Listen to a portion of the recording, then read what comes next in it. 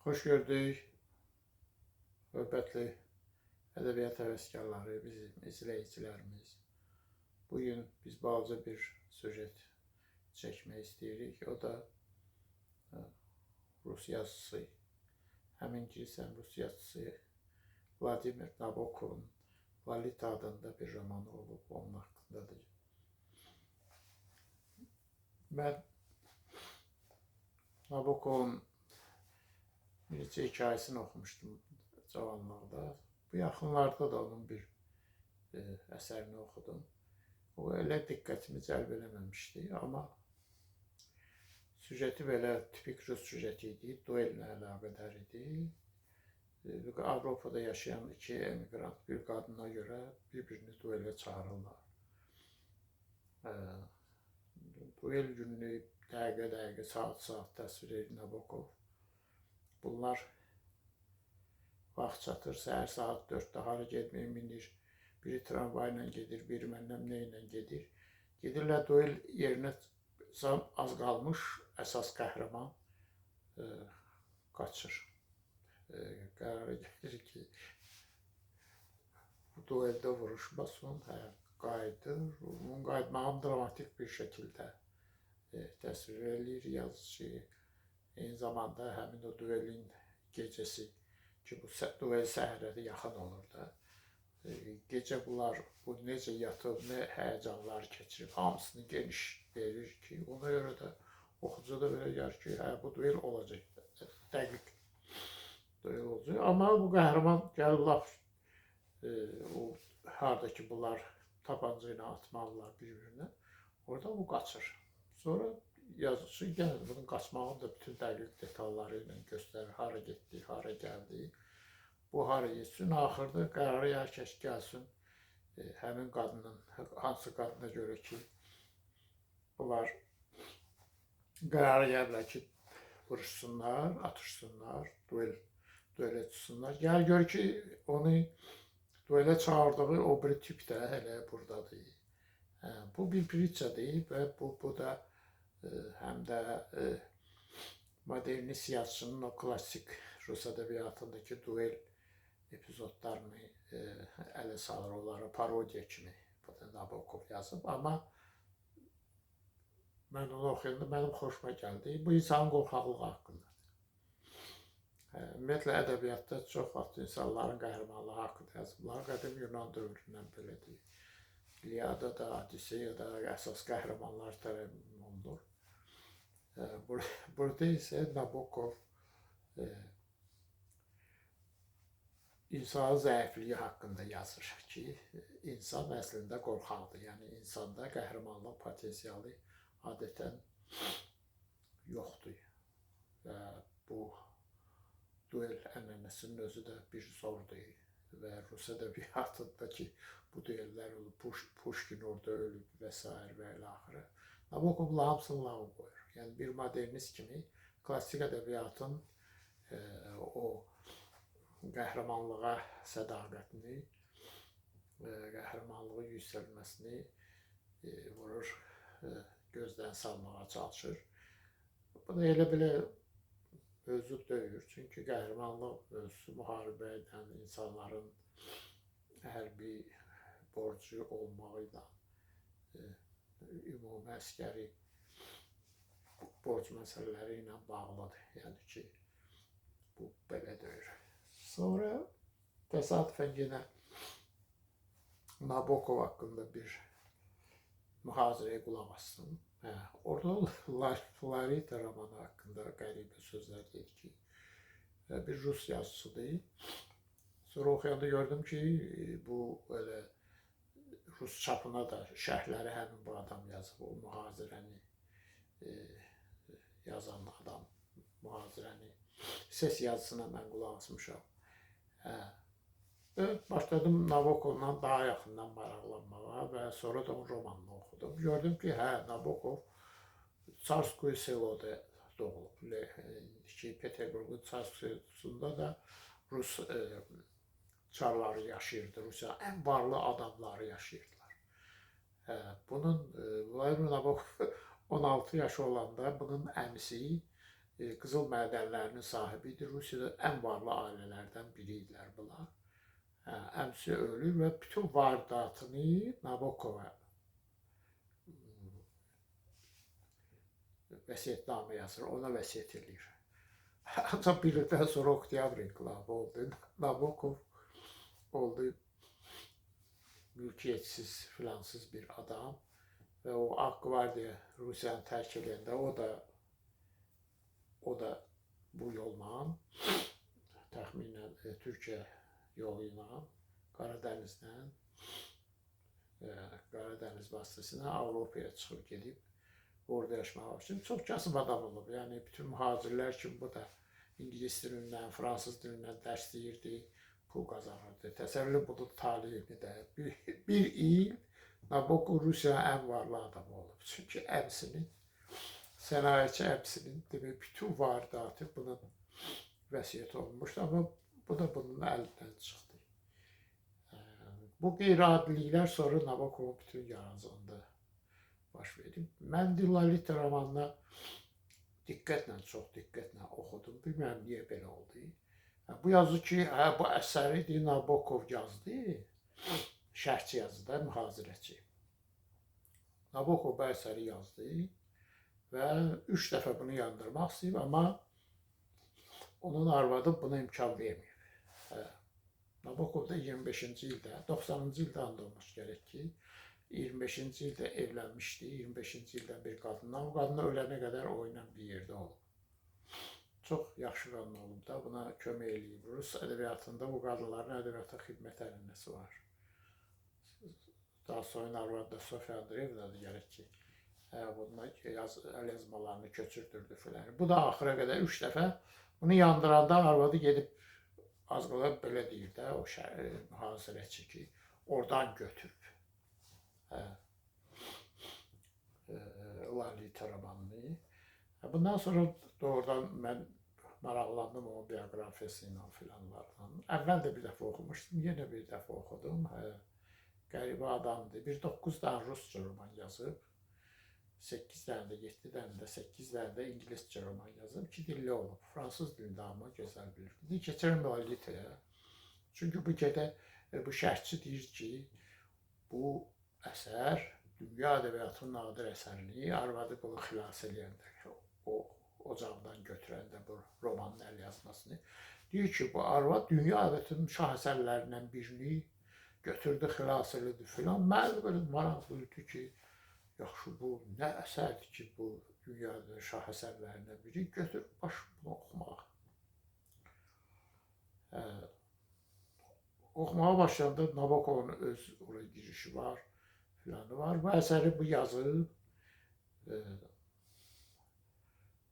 haradasa 49-cu ildə, 50-ci ildə belə yazıb, 2 ildə, 51, 52, 53-cü illərdə bunu çap etdirməyə çalışıb. Bunun, bu əsərin demək fabulası biraz belə qəribədir, yüngül desək də, bu bir kişidir. Bu fransızdır özü də. Fransız dili ədəbiyyatı mütəxəssisidir. Gəlib Amerikaya. 52 yaşı var. Bir qadının evində kiraya qalır. Bunun qızından xoşu gəlir. Təsadüfi şeylər də bunda da, Nabokovda da ölümlər, zatlar, bu bədii məntiq çox şərtidir. Biraz modernist ruhludur bunda. O klassik ədəbiyyatın o zərif məntiqini, Tolstoydakı, Çexovdakı məntiqi bu o qədər də qəbul eləmir də. Bunda belə gözlənilməzlik var. Modernizmi ancaq əsas bunda görünür. Amma psixologiyada əlbəttə ki, Rus ədəbiyyatının böyük psixologlarından biri. Qızın da 12 yaş var. Əsərdə belə göstərilir də. Qızın 12 yaş var, bunda belə birdən buna evi kiraya verən qızın anası buna deyir ki, sən gərək mənə evlənəsən, nə edəyəsən? Bunlar elə nə olursa, bir həftənin içində evlənirlər, nə olurlar. Sonra arvad yolu keçəndə maşın vurur, arvad ölür, qız bundan qalır bir. Anası öləndə də qız bu Lolita həmin müqəddəs katolik kilsə məktəbindədir. Amerikada xüsusi mülkiyyətdə olan katolik məktəblər hətta var. Xüsusi mülkiyyətdə olan Amerika qəribə bir ölkədə. Hə. Qız orada olurmuş da. Bu ölür, bu gedir qızı oradan götürür. Nikahı var da, arvad ölür, bu ev buna qalır. Əsas romanın qəhrəmanıdır. Bir yaxşı da adı var. Hə.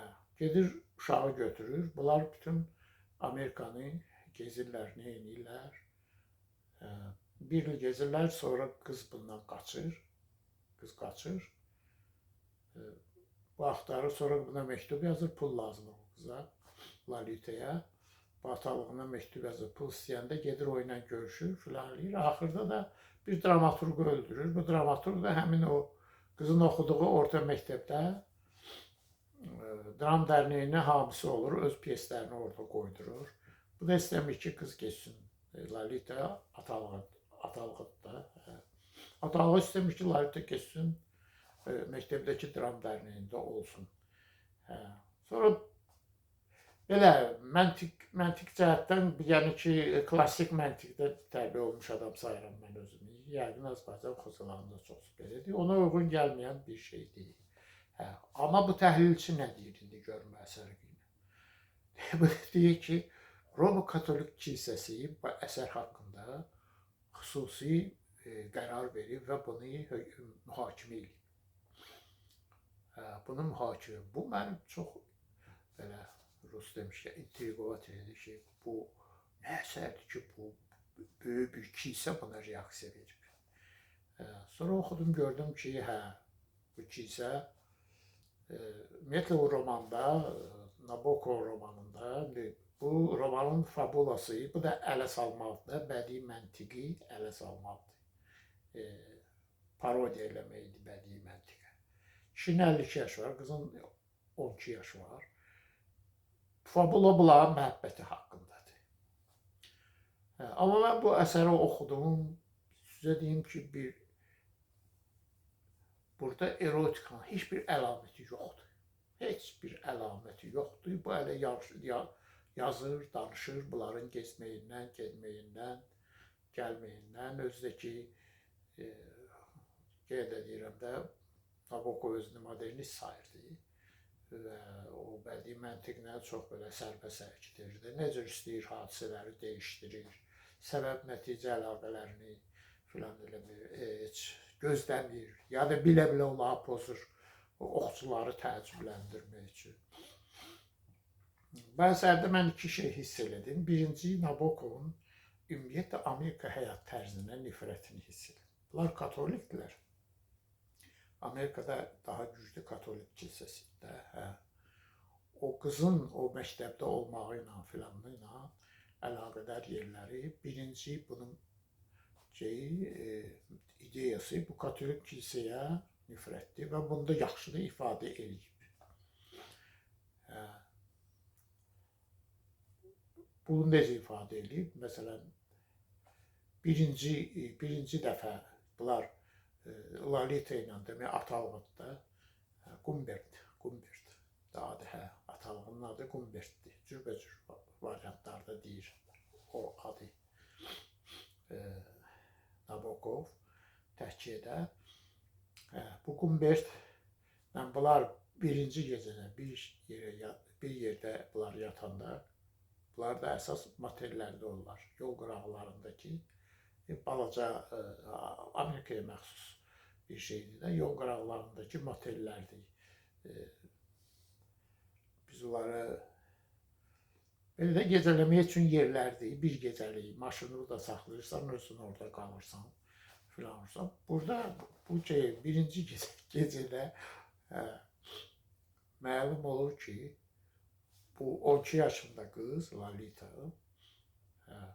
bu heç demək qız uşağı deyir. Bundan əvvəl bu bakirliğini itirib. Sonra bu bir yerdə şey oldu. Roman getdikcə bu xırdalayır, qayıdır bu mövzuya. Məlum olur ki, bu katolik qız məktəbində bunlar olanda, qız məktəbinin müdirəsinin oğlu olub.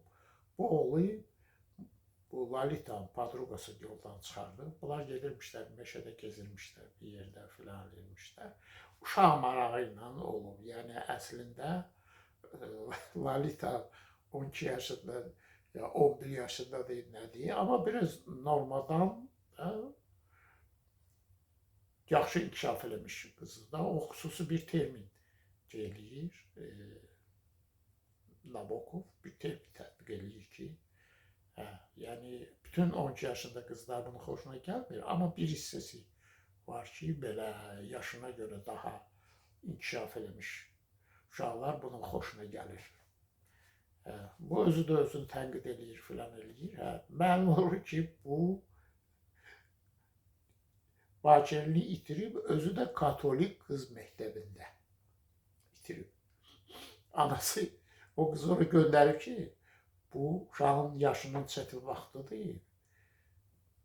Ağılsız hərəkət eləməsin, hissə qapılmasın, gözlənilməyən macəralara düşməsin də bu uşaq Lolita. Gedib orada başına bu iş gəlib. Bəlli gəlir ki, katolik kilsəsi də buna görə bu əsər haqqında xüsusi fitva verib.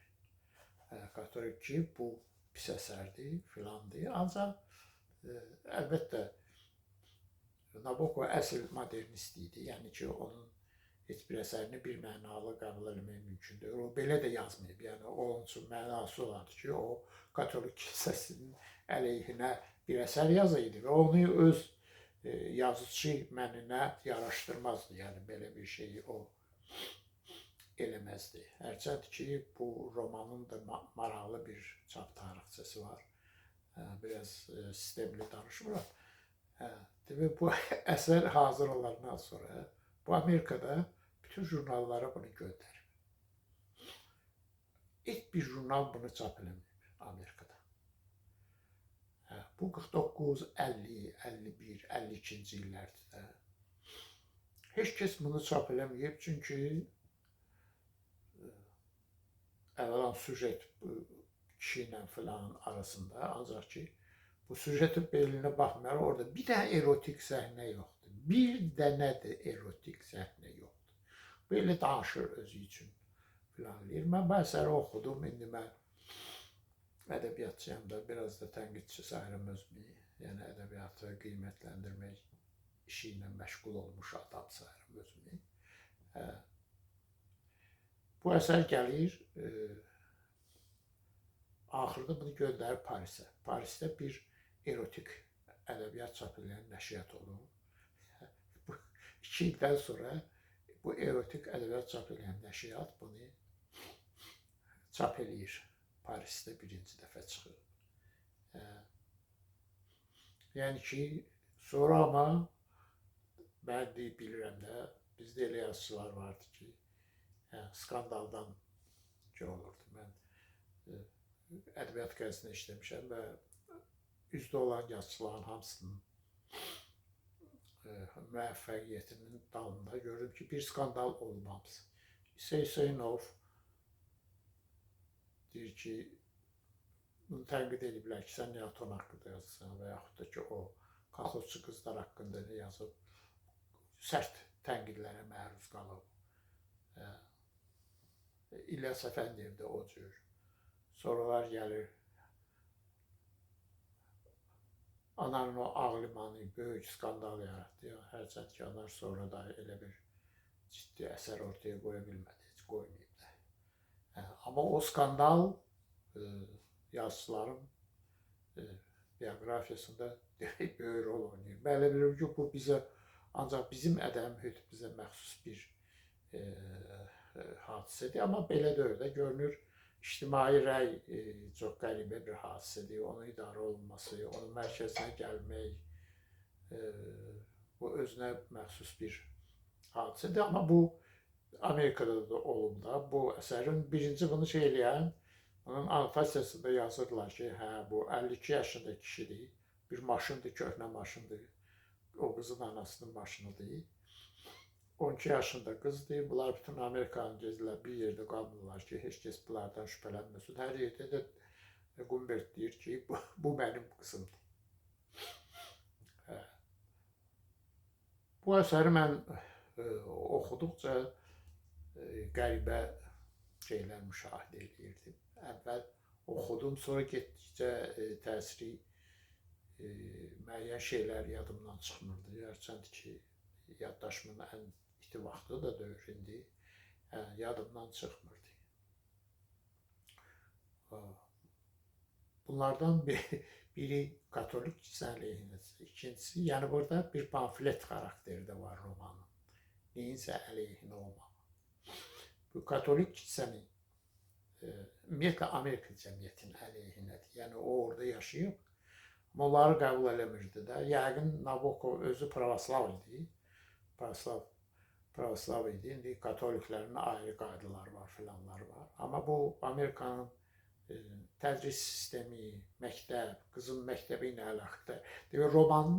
Romandakı materialın böyük, az qala yarısı qızın tədris işləri ilə əlaqədardır. Bu da nəyə görədir?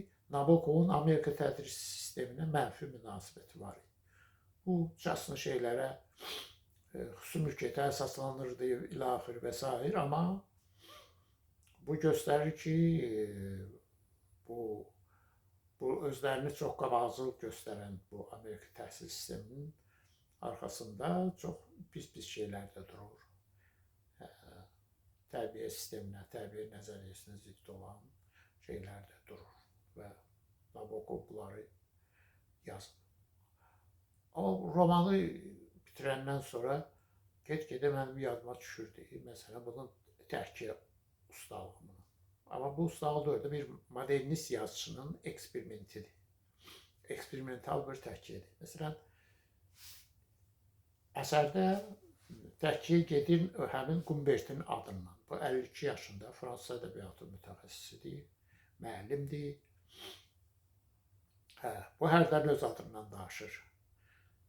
Ədəbiyyat müəllimi kimi danışır ki, nə bilim, mən burada dərs edim, burada dərs deyirəm, orada belə eləyirəm, filan eləyirəm. Bir görürsən ki, həmin o Nabokovun birinci şəxsin ceynin içində bu özü-özünü tənqid etməyə başlayır. Özü-özünə ki, Gumbert bəs belə, mən utanırdım, mən eləyirdim, belə özü də xəcalət çəkir, amma deyirəm, mən neynim özümlə bacarmıram, mən belədir də, mən bu cür cavan qızları xoşlayıram. Bu ikinci bir qatdır. Üçüncü qatda görürdün ki, deyir ki, Qaspada prisyajnıya filan, yenə də özünə tənqidi münasibət bəsləyir. Təhkiyənin yeni bir qatı əmələ gəlir. Hamısında birinci şəxs, bu Gumbert özüdür. Burada Nabokov özünü məhkəmədə təsvir edir, özü-özünü məhkəmə edir. Dördüncü qatda görürsən ki, bu yaş senzi haqqında qız uşaqlarının ərə getməsi ilə əlaqədar, ərə verilməsi ilə əlaqədar yaş senzi haqqında, dünya ədəbiyyatında, tarixdə nə var, hamısını orada nəql edir. Belə şey kimi eləmir, yazır ki, İslamda 9 yaşdır, Xristianlıqda da hardasa tapıb, hardasa var ki, qızın 12 yaşı oldu, ona ərə vermiyorlar. Görünür, bu İslamla Katolik kilsəsini bir müstəviyə qoyur Nabokov. Ona bilinir ki, ümumiyyətlə bu roman pamfletdir. Bu pamfletin birinci şeyi, əlbəttə, klasik romançılığa pamfletdir. Hər şey qat-qatdır da burada. Klasik romançılıq pamfletdir. Sonra gəlir erotik ədəbiyyata pamfletdir. Çünki burada erotika da yoxdur. Amma formallar erotikanın siyahısında gedir. O biri tərəfdən də bütün Amerika cəmiyyətini ifşa eləyir, heç nəyi qəbul eləmir.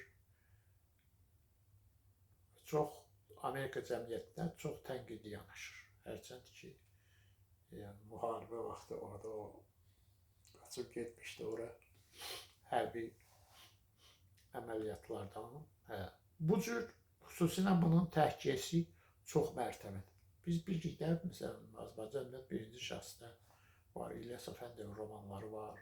Sonra ki, Əkrəmdə var, çoxdur bizdə birinci şəxsdən proza təhkiyəsi aparanlar. Əli Vəliyevin var əsəri, öz bioqrafiyasını təsvirləyən əsəri var. Bizdə adətən o təhkiyəçi bir adamdır və sentimental adam. Burada Nabokov bir təhkiyəçidə 6-7 qat göstərir. Birində göstərir ki, eyni Nabokov. Birində göstərir ki, bu şeydir, qısqancdır. Öz qısqanc Umberti göstərir. Umber. Hər dəfə bir təhkiyənin bir qatı da bunun özünün özünə ironiyasıdır.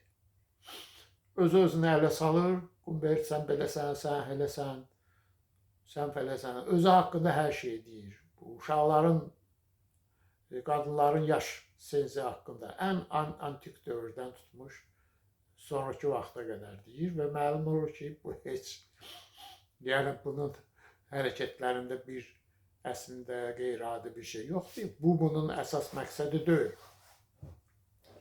Bunu göstərmək Nabokovun əsas məqsədi deyil. Amma maraqlı olan odur ki, burada birinci şəxsdən adından aparılan təhkiyədə Nabokov 6-7 qat yaradır. Gah özünü məhkəmədə hiss edir, gah öz-özünü tənqid eləyir və hər dəfə başlayanda yeni şeylər tapır. Bir də ki, Fransız ədəbiyyatı mütəxəssisi kimi danışır.